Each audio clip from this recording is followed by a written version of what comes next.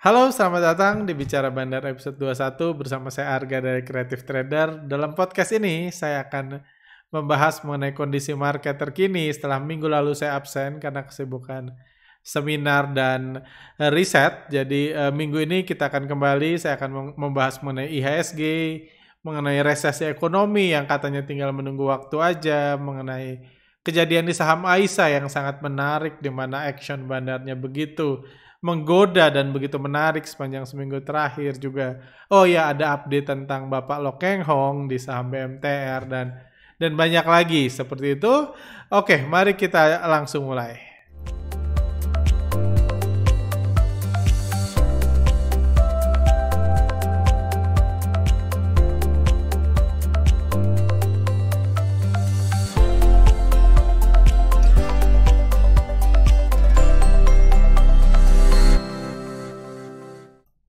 Oke, langsung aja. Ini pergerakan IHSG seminggu terakhir. Seperti kita lihat, IHSG terkoreksi dalam seminggu terakhir ini.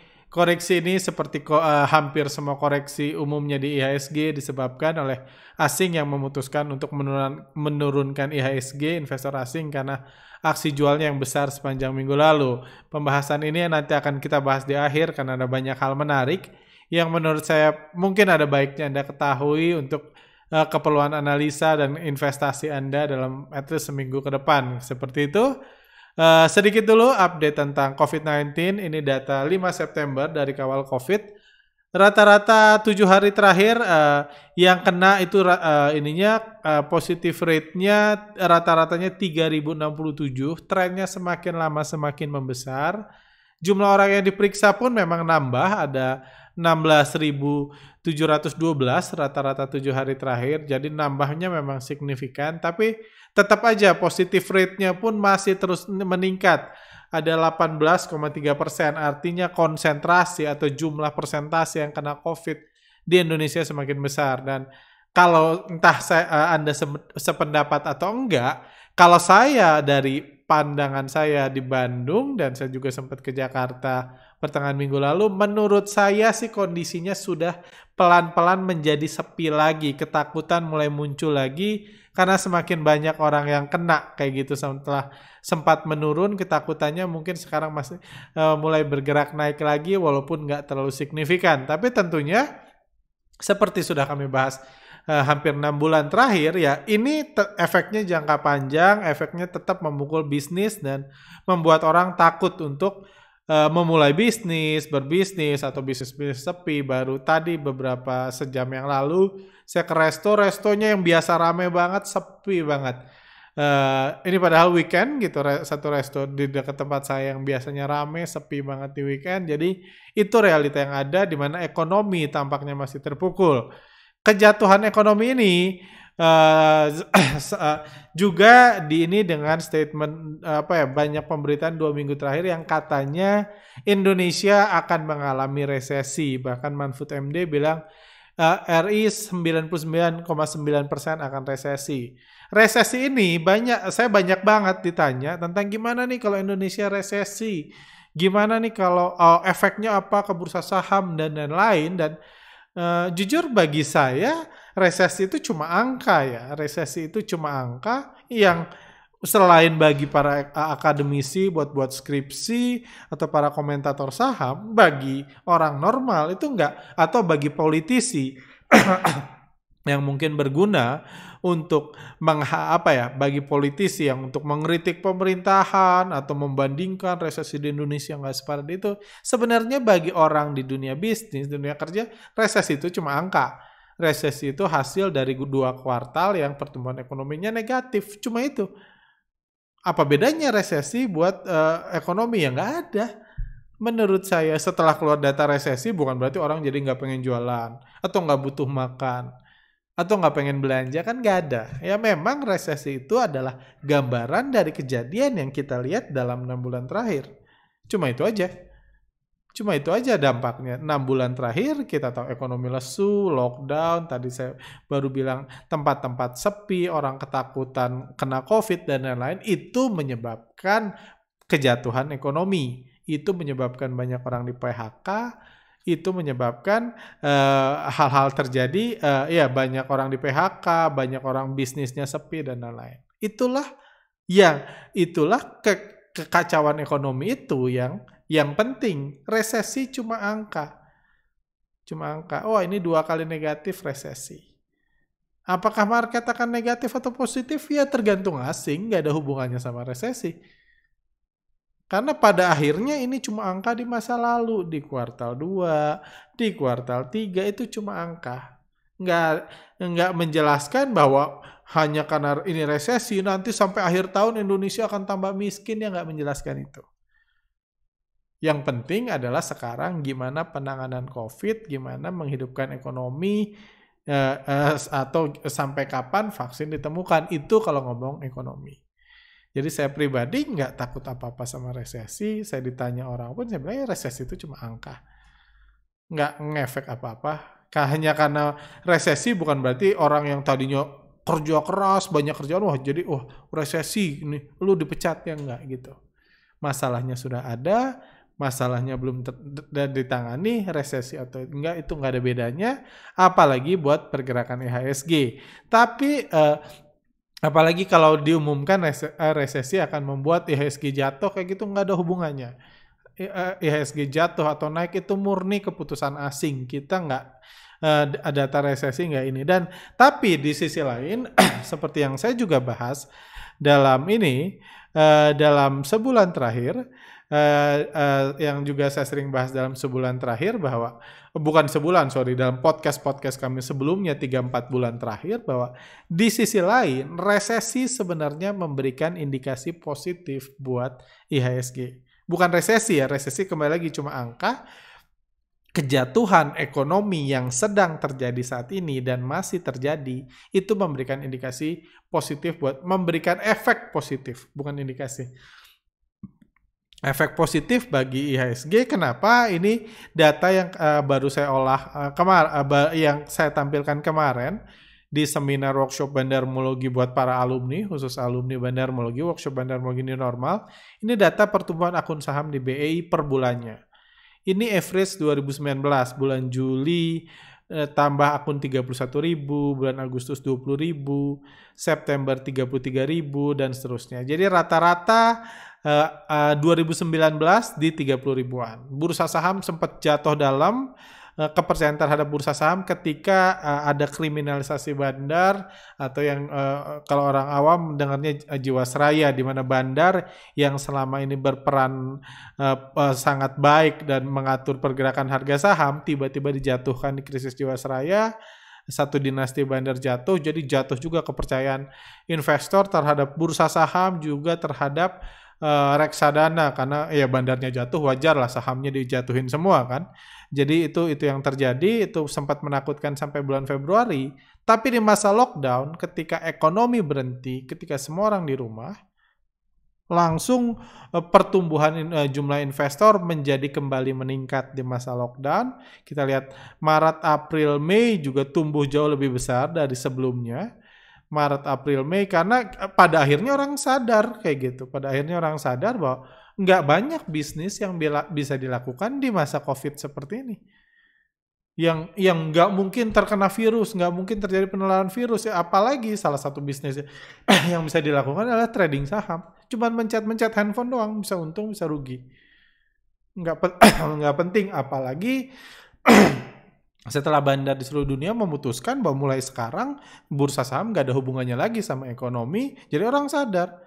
Buka kafe berhubungan dengan ekonomi. Mau resesi mau enggak, kafe gue sepi karena orang takut keluar. Orang di kafe gue bisa kena COVID.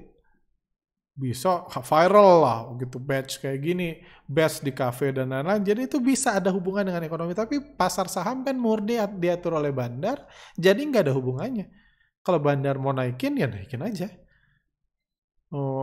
Profit gede dibanting, ya dibanting aja. Jadi ini yang menarik, ini data di masa lockdown dan di masa new normal. Waktu itu kami sempat khawatir, takutnya di masa new normal jumlah dana berkurang, jumlah investor berkurang, tapi ternyata pertumbuhannya semakin menggila. Ini bulan Juni, Juli, dan Agustus, pertumbuhan jumlah investor baru di bursa saham 3 bulan terakhir aja naik 150.000 orang. Jadi tentu ini efek yang sangat positif untuk bandar terutama karena banyak dana segar baru. Karena buat apa bandar naikin harga kalau di atas nggak ada yang mau beli? Kayak gitu. Ya, kayak contohnya sepeda, buat apa yang punya stok sepeda naikin harga kalau di atas nggak ada yang beli, jual aja di bawah. Cuma sekarang karena banyak yang mau beli, bandar bisa memainkan pertunjukan, membuat pertunjukan naik turun harga saham, banyak yang mau nonton. Banyak orang yang mau ngasih uangnya buat beli saham yang notabene dalam kondisi krisis. Cuman ya mau apa lagi, uang sahamnya cuma ada itu gitu. Kalau mau beli saham ya beli saham yang krisis aja. Itulah sisi positif dari resesi. Jadi sebenarnya kalau kita orang di saham yang fokusnya cuma saham ya tentunya hidup kita nggak sebaiknya bukan cuma saham aja. Tapi kalau kita di saham tentunya ada baiknya kalau kita melupakan ekonomi, nggak usah takut sama resesi. Karena toh kalau resesi pun, kalau angkanya muncul, kalau ekonomi nggak bangkit-bangkit, jumlah ini kemungkinan masih akan bertambah, masih akan bertahan. Justru titik krusialnya, titik kritisnya ketika orang-orang udah nggak takut lagi keluar, bisnis lagi mulai normal, dana-dana yang bingung mau diinvest di mana, tadinya diinvest saham, mau dicoba dikeluarin kembali ke sektor real. Itu titik kritisnya. Karena belum tentu bandar yang udah naikin mau beli lagi dari Anda di harga atas. Yang mau beli jual di bawah beli di atas kan biasanya retail. Jual di bawah, BRI jual di bawah, beli lagi di atas. Jual di bawah, itu kan biasanya retail. Bandar, maukah bandar berbaik hati kalau IHSG naik? Nanti orang mau keluar nih pengusaha-pengusaha yang jadi investor itu tiba-tiba di masa COVID ini dia mau keluar, saya mau buka kafe lagi misalnya. Apakah bandar berbaik hati mau beli saham yang mereka jual di harga atas? Itu titik kritisnya justru. Jadi bukan resesi intinya saat ini. Seperti itu. Itu yang terjadi. Juga hal menarik lain yang ini sebenarnya minggu lalu ini broadcast saya minggu lalu di hari Sabtu dikatakan mulai hari Senin saham AISA akan dibuka. Waktu itu sebenarnya ini harusnya jadi konten podcast saya, cuma saya nggak ada waktu pada saat itu untuk buat podcast. Jadi akhirnya saya broadcast aja Senin pagi. Judulnya buat apa suspensi AISA dibuka. Ini saya jelaskan karena padatnya jadwal workshop foreign flow minggu lalu, jadi saya nggak sempat buat bicara bandar episode 21 yang sempat dirilis. Nah, setelah 2 tahun suspend, saham AISA akhirnya kembali diperdagangkan hari Senin ini. Jika dilihat dari update terakhir, kondisi bisnisnya memang kondisi yang masih jauh dari sehat dan aman dari kebangkrutan.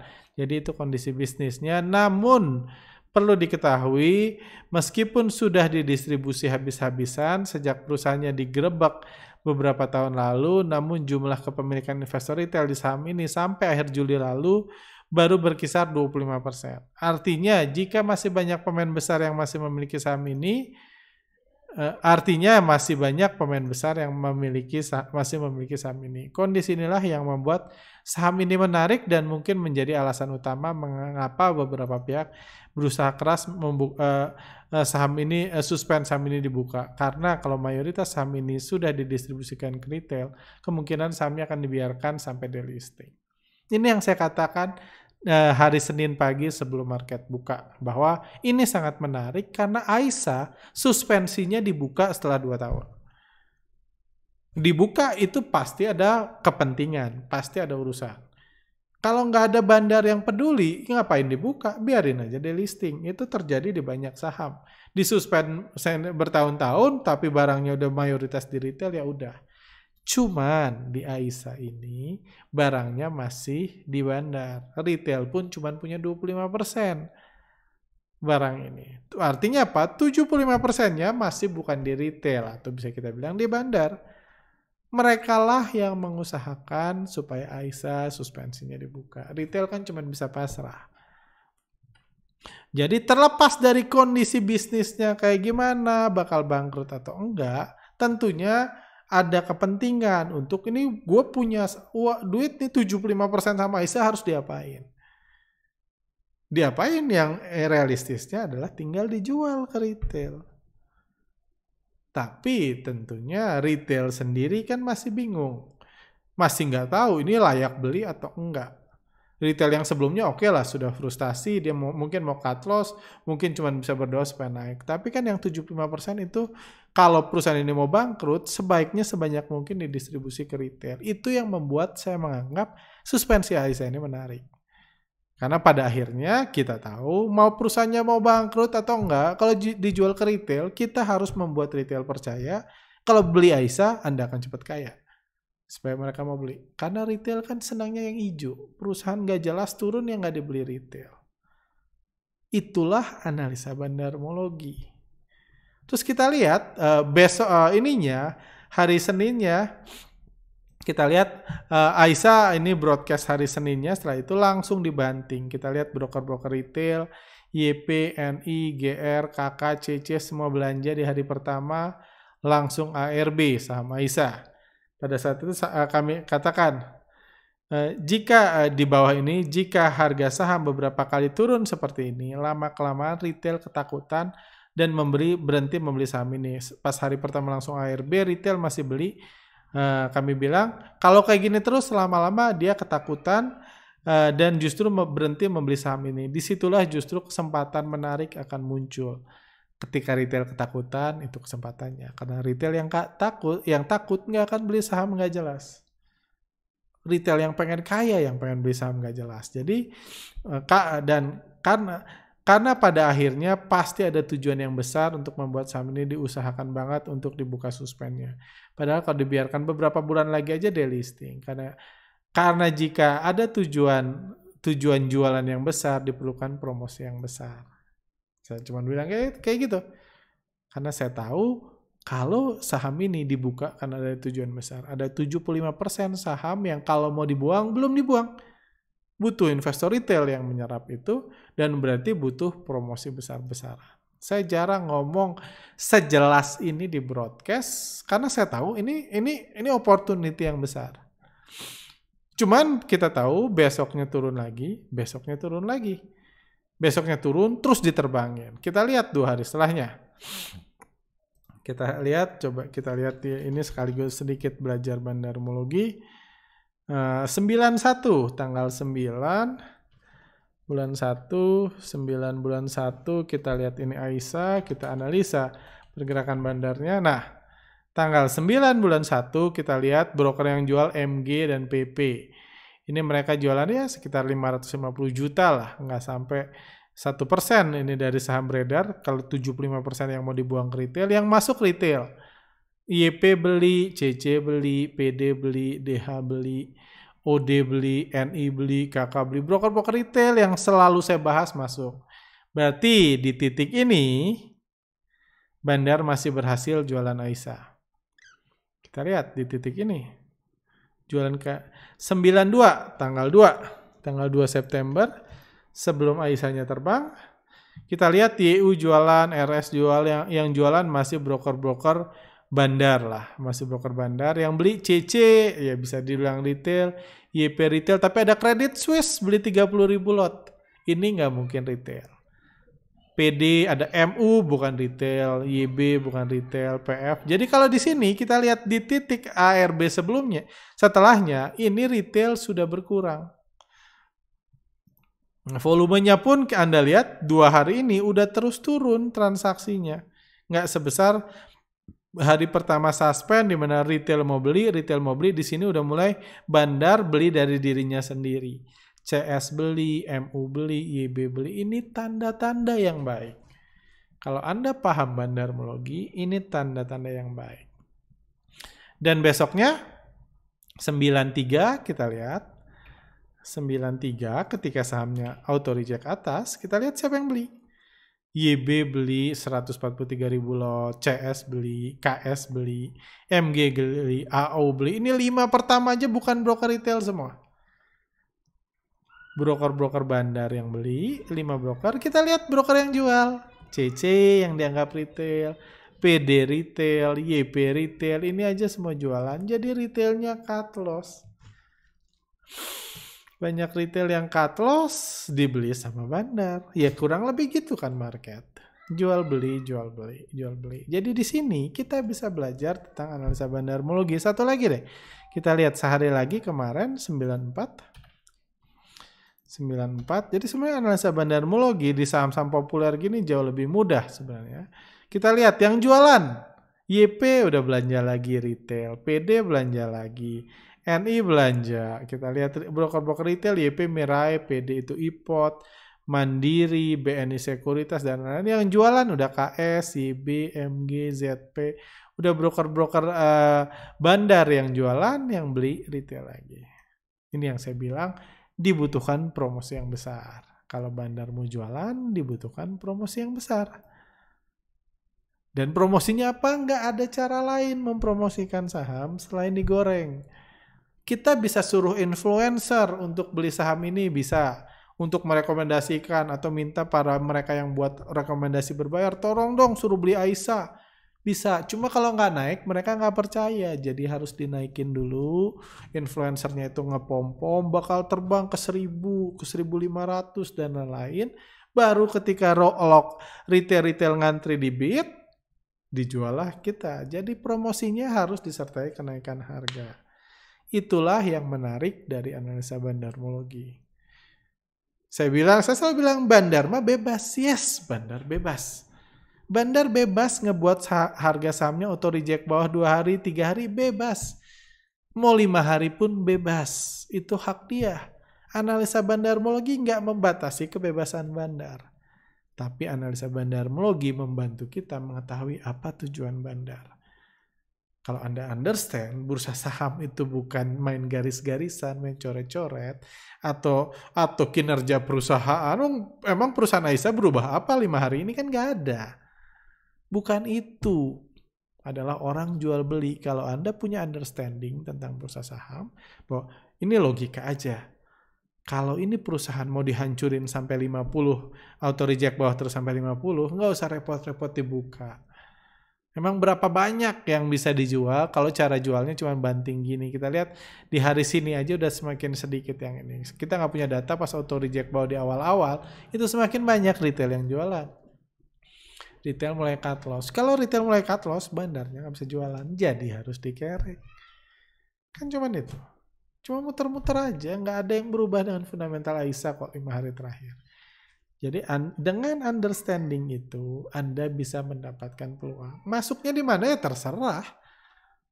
Masuknya di mana? Kalau technical bilang benar nih, udah disupport, silahkan mau bilang support. Karena pada akhirnya kalau bandar udah naikin, apapun analisanya jadi untung kan. Yang butuh Anda tahu bandarnya mau naikin atau enggak. Ini suruh monyet beli di sini aja udah untung. Monyet suruh pencet buy di sini udah untung. Nggak usah pakai support, nggak usah pakai resisten, nggak usah analisa gimana masa depannya, gimana masa lalunya, nggak usah. Anda nggak butuh melakukan itu semua. Kalau bandar mau naikin ya semua untung. Masalahnya kita harus tahu bandarnya mau naikin atau enggak. Karena nggak peduli sebagus apapun perusahaan, kalau bandarnya nggak naikin ya tidur. Stay aja lu di situ. Gua nggak mau naikin, kan gitu. Setelah naikin, dia akan break resisten. Gitu. Wah, udah break resisten.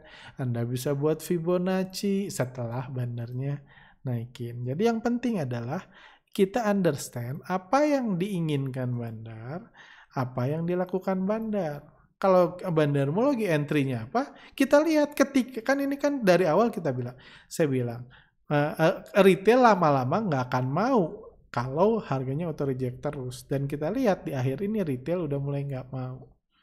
Jadi kurang lebih seperti itu analisa bandarmologi.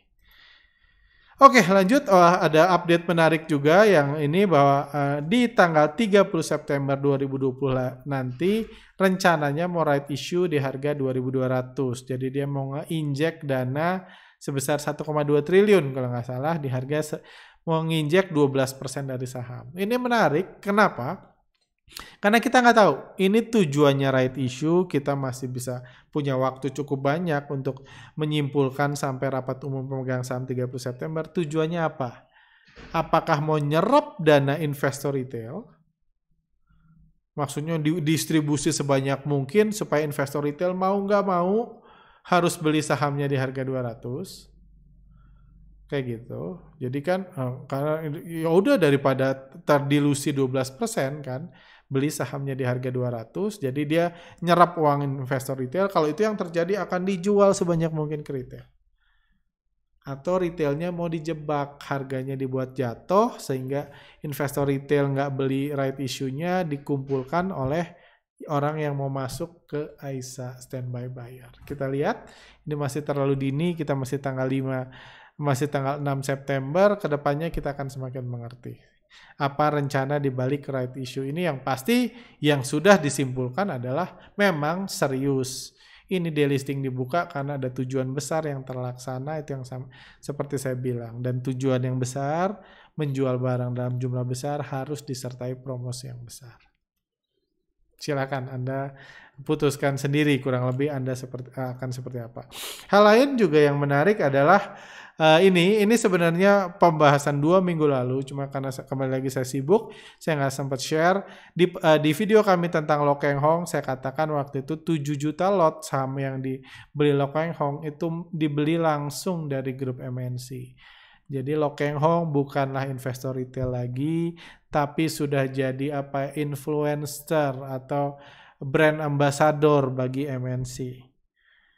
Dia beli di harga murah sebanyak 7 juta lot, dan bukan cuma itu yang membuktikan tambahan, sekarang status 7 juta lot yang dibeli itu sudah diblok berdasarkan client request. Ini data yang kami ambil dari BEI, ini saham udah nggak boleh dijual. Artinya apa? Lo Keng Hong boleh dikasih di 7 juta lot, dia dikasih saham, dia masuk dalam arisan bandar sekarang, tapi dia nggak boleh jualan.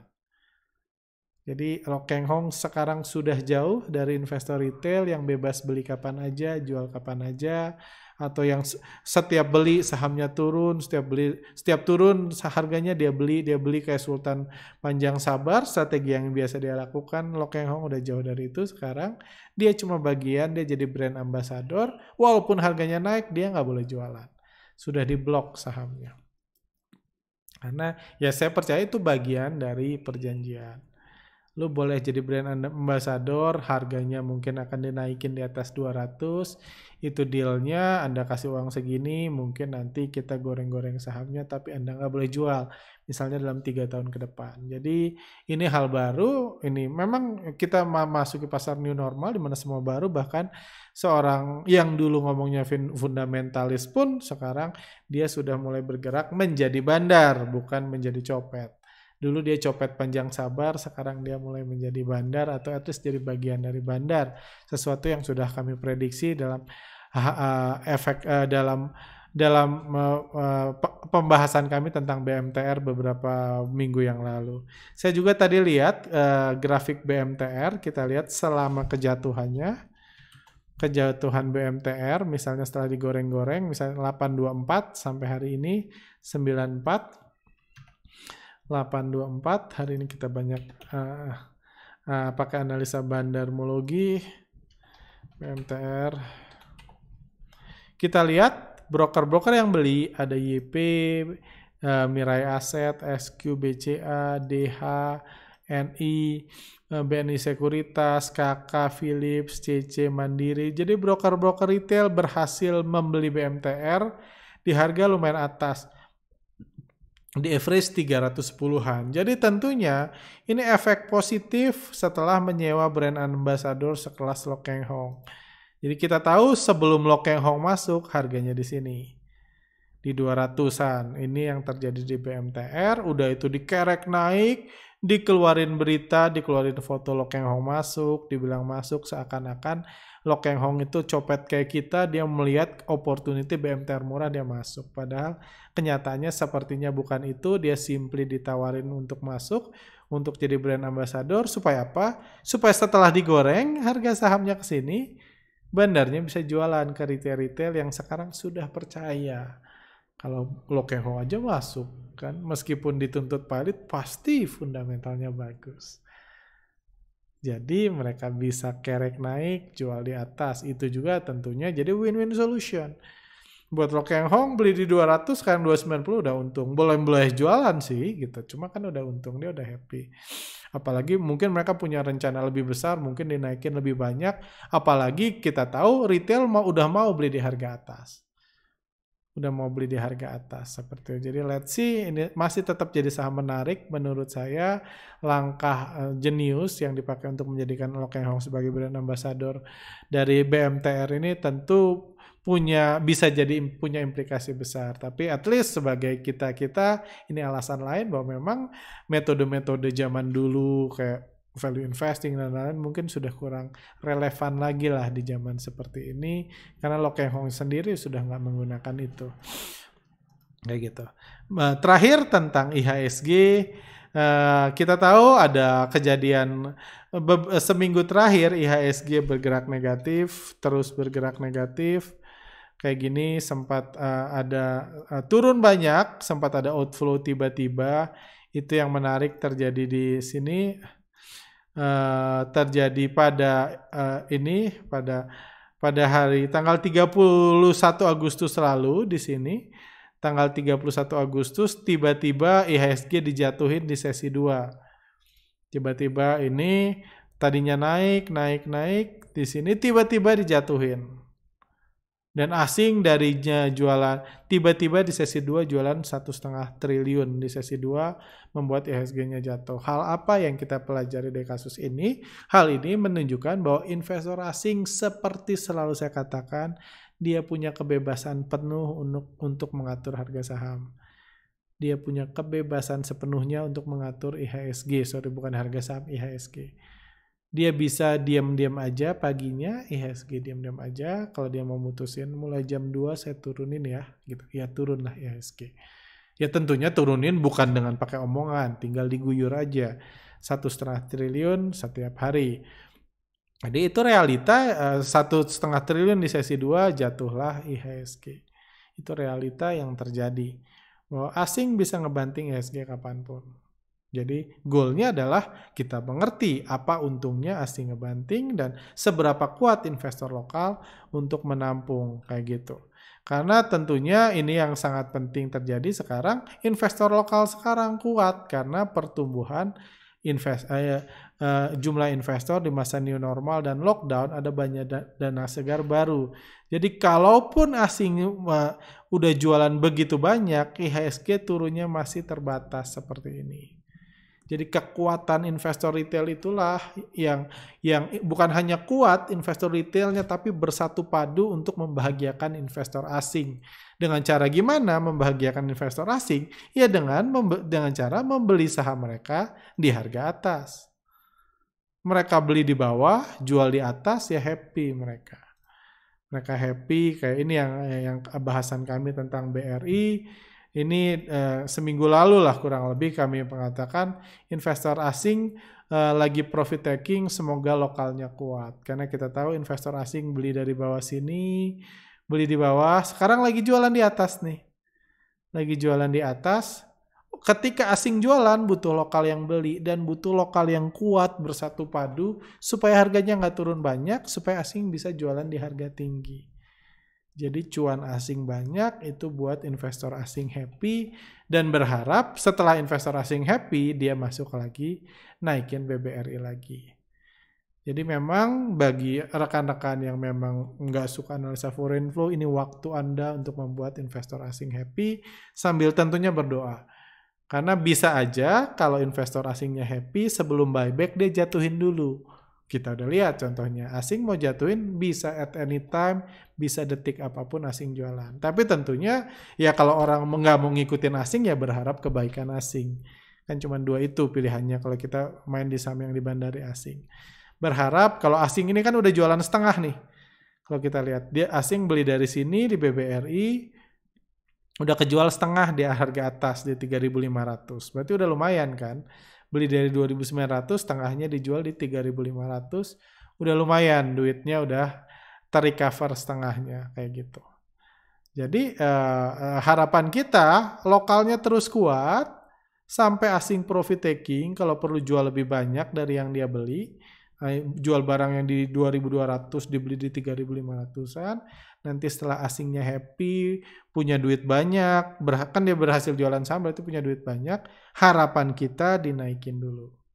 Tapi tentunya ada resiko sebelum dia naikin ya dia banting dulu aja 3 hari misalnya, kan bisa.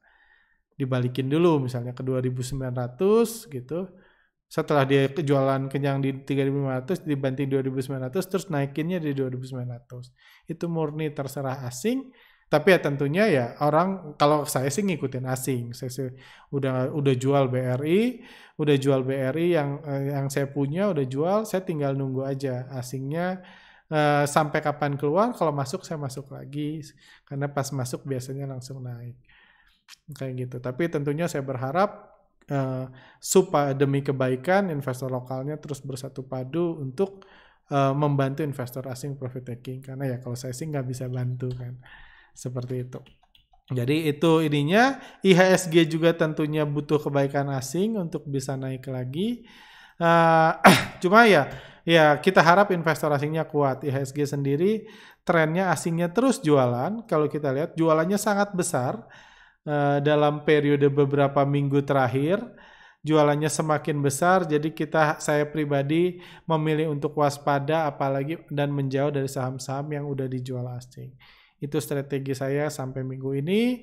Kalau minggu depan saya lihat asingnya mulai beli-beli sedikit lagi, saya akan masuk lagi, ambil posisi di saham-saham yang either udah turun banyak atau asingnya masuk di saham itu. Ya strategi saya sih simpel sih, kayak gitu. Cuman ya nggak menguntungkan asing, strategi yang berlawanan dengan asing yang lebih menguntungkan. Seperti itu. Menguntungkan bagi asing tentunya. Jadi saya pribadi masih dalam tahap masih waspada untuk kondisi IHSG saat ini karena memang asingnya terus jualan kayak gitu. Kita lihat penjualan asingnya drastis terjadi dalam periode ini. Asingnya udah jualan mungkin sekitar anggaplah 15 hari terakhir. Kita lihat 15 hari terakhir ini sistem foreign flow kami udah 8 triliun. Lumayan asing udah punya duit 8 triliun untuk hasil profit taking berkat meningkatnya investor lokal. Jadi investor lokal sangat berjasa membahagiakan investor asing saat ini. Seperti itu. Oh ya, terakhir banyak yang nanya ada berita akan transaksi saham akan kena biaya materai 10.000 ya. Ada yang bilang apa ada efeknya? Menurut saya sih enggak, karena sebelumnya saya ketika baca berita ini saya langsung khawatir karena takutnya ini merugikan bandar. Karena bandar kan seringkali manggil-manggil korban dengan transaksi satu lot gitu, menuhin running trade gitu. Transaksinya 1.000 transaksi atau 5.000 transaksi, 1 lot 2 lot semua. Dan itu supaya orang-orang ngelihat wah ini saham lagi naik, ikut beli ngantri baru diguyur sama bandarnya. Biasanya kan gitu. Tadinya saya udah takut nih. Kalau 1.000 kali 10.000 aja kan udah 10 juta. Kalau 1.000 kali udah 10 juta bayar materai doang. Kalau cuman buat manggil-manggil itu tentunya biaya sangat besar yang dibutuhkan untuk bandar. Tapi ternyata ini cuma transaksi di atas 5 juta ya. Jadi harusnya sih nggak ada efek apa-apa. Karena ya kalau 5 juta kan cuma 0,2%, 10.000 itu. Jadi nggak usah terlalu dikhawatirkan. Namun saya ini nggak akan berimpact banyak buat IHSG dan kalaupun semuanya lancar baru dilaksanakan nanti akhir tahun 2021. Jadi bagi kita ini hanya fee tambahan aja. Seperti itu. Jadi kurang lebih ini pandangan saya tentang IHSG. Kalau saya ngedukun, prediksi saya asing masih terus jualan minggu depan karena lokalnya pun tampaknya masih cukup kuat. Jadi ini waktunya kita membuat investor asing happy supaya someday dia balik lagi. Yang ikut foreign flow ya kalau dia balik ya kita juga balik. Seperti itu. Oke, thank you buat rekan-rekan. Ini podcast untuk minggu ini. Saya harap apa yang saya katakan bisa berguna buat Anda, bisa membantu Anda mempertimbangkan keputusan investasi ke depan. Silahkan kalau Anda punya pertanyaan tulis di kolom komentar di bawah, punya kritik, punya saran atau apapun silahkan tulis di kolom komentar di bawah. Jangan lupa subscribe kalau Anda mau nonton video-video kami yang lain. Like kalau suka, dislike aja kalau nggak suka. Stay healthy, see you next time.